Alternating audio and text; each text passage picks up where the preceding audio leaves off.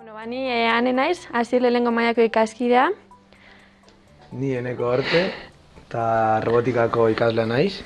Eta aurkeztu bosku proiektu bat, bi departamentu bezala elkartzeko, eta nik injote informatikako zatisa eta Enekokin jau robotikako zatisa, eta hortarako proiektua zan nik imeneben entorno grafiko bat, eta horretarako erabili dut paginia komotaliteko HTML, eta gero formatua emuteko koloriak, tabla bat sartzeko tabla erabili dut CSS, eta gero sartu dut adibidez GIF bat, eta horreri mugimendua emuteko eta PLC-tik informazioa hartzeko erabili dut JavaScript, eta nire entorno grafikoak egin dagoena da PLC-ko kontadoriak irakutzi, adibidez zenbat kaja hartu dauen eta olako gauzak, eta gero badauz beste botoi batzuk, adibidez start, paro, reset, eta PLC-ko zintak gelditzeko, hasteko eta gauza desberdinak iteko.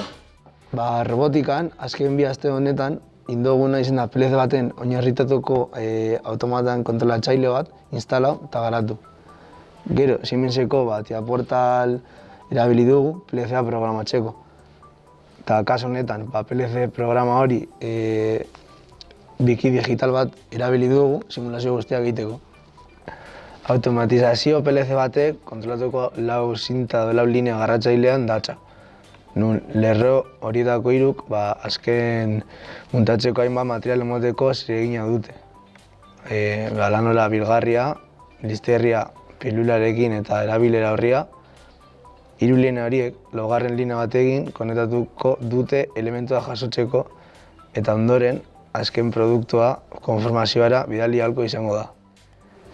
Bezeraren zehaztapenen arabera, automatarekiko interfazeak grafikoa erabili erraza edo PC edo mugikor batean exekutatuko daitekena izan behar du.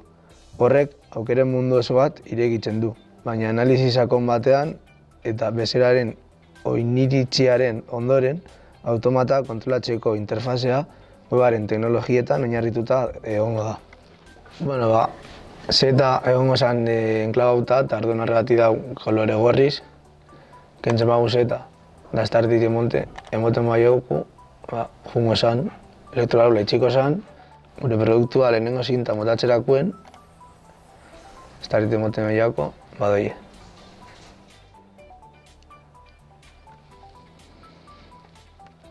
Gure bigarren produktua, bigarren zinta motatzerakuen da estartit emoterakuen, jungo zen, zinta handian gratuko zen, hirugarren ekuen bardine ingo dago.